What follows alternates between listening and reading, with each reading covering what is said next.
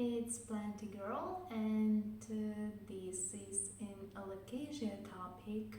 My first Alocasia was an Alocasia poly.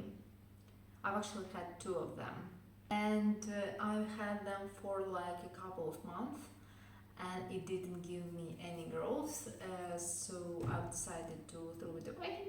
Back then, after I had an Alocasia poly, I thought I would never get any Alocasia again.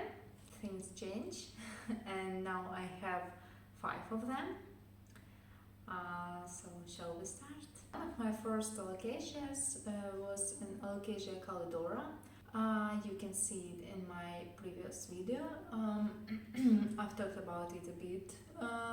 It actually suffers from spider mites, and I can't get rid of them no matter what I tried, and to be honest, I would gladly throw it away, but it's still there. I still care for it. It's a big plant. It's also called an elephant's earth plant.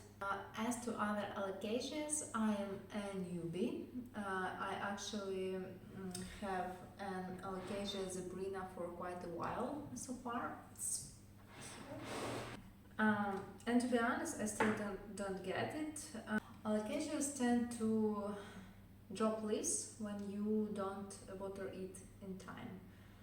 If you see one leaf coming, you should be careful about watering. I've seen it like a few times about my Alocasia calidora. If it has new leaves, it has to be watered in time. This one has to be watered like yesterday. So yeah, it grows massively big, but I don't know, I don't get this plant, you know. I still care for it. Recently I planted it into a smaller pot because obviously the previous pot was a bit too big for these roots. Yeah, and I still keep caring for it, but to be honest, I don't know. It's a plant that doesn't give me, lots of joy. I do hope one day it will get all big and beautiful, but so far it looks sad, to be honest with you guys.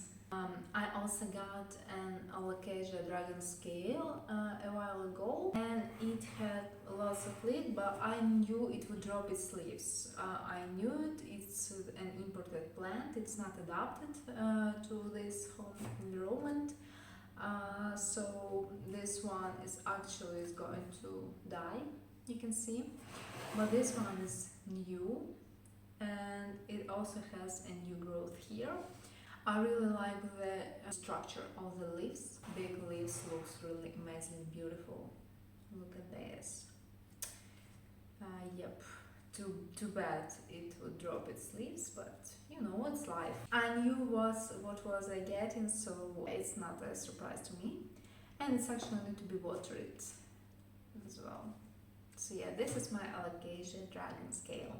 My recent buy is I'm not sure how well I spell it, is an Alocasia Lauterbachiana.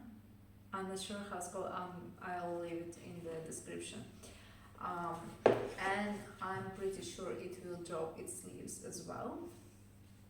It has this. Those two are going to die soon, and those 3 will probably live for a while, but I don't know. I've seen it a few months back and I liked it and I wanted one, but I thought, why you need another Alocasia, so I didn't get it. I actually received it yesterday, so it's really new. I didn't even repot it yet. So I love those leaves. And I hope it would be easier for me than the Alocasia Zebrina to care for, so wish me luck with this one. And last but not least is an Alocasia Wenti. I also recently got it, just like yesterday, and I hope it would not drop its leaves. This one is old. I have to chop it off. It's always so sad chopping off old leaves. I normally wait for like as long as possible to chop them off. I know it's better for the plant, for the maternity plant, to give its energy to the other leaves, to the healthier leaves. But I don't know, it's so sad, you know, the plant made it to this leaf and I just have to chop it off. So this is Alocasia Wenti, which I have to repot as well. And I hope we are going to be friends with it as well. As to caring tips, I'm not an expert here. What I know about Alocasias is that they love to be stable. Stable means do not overwater it or do not let it dry too much. So you have to keep the soil consistently wet, but not too wet, if that makes sense. If you've had calithias, you probably know what I mean. With Alocasias, it's about the same, but those are easier to care plants than a calithias, to be honest with you. So yes, the main tip of these plants is to keep the soil wet, but not overwater it. Also, Alocasia has small root system, so they don't need big pots. I think even this pot is too big for this Alocasia. I probably will pot it into a smaller one. And as to lighting, they prefer bright and direct light. Do not keep it under the direct sunlight because it would get the leaves burned.